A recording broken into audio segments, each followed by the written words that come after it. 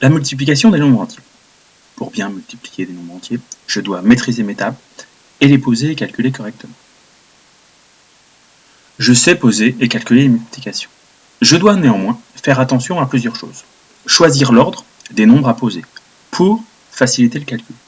Aligner correctement les chiffres et faire attention au décalage et 0. Cherchons à multiplier 408 par 1039. Nous pouvons poser 408 fois 1039 ou 1039 fois 408.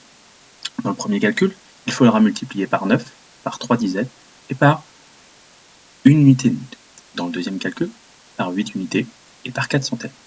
Ainsi, nous avons 3 lignes de calcul à gauche, 2 lignes de calcul à droite. Le plus simple étant généralement celui où on fera le moins d'erreurs, on fera donc 1039 par 408. Nous allons commencer le calcul en multipliant 8 par 1039. Nous commençons. 8 fois 9, 72. Je pose 2 et je retiens 7 que je mets à droite. On continue. 8 fois 3, 24. Plus 7, 31. Je pose 1 et je retiens 3. Je n'oublie pas de barrer le 7.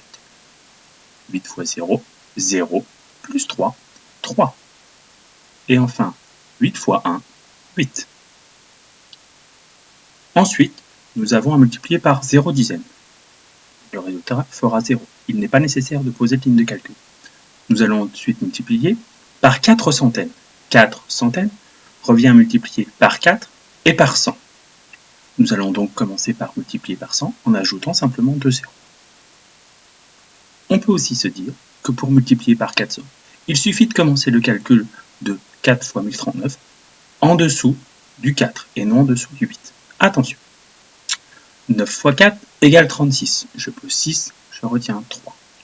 3 fois 4 est égal à 12, plus 3, 15. Je pose 5, je retiens 1.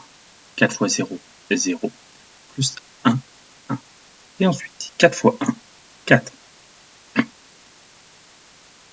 J'ai terminé la multiplication. Je n'ai plus qu'à calculer l'addition du total. 2 plus 0, 2. 1 plus 0, 1. 6 plus 3, 9. 8 et 5, 13. Je pose 3, je retiens 1. 1 plus 1, 2. Et ensuite, 4. Le résultat est donc 423 912.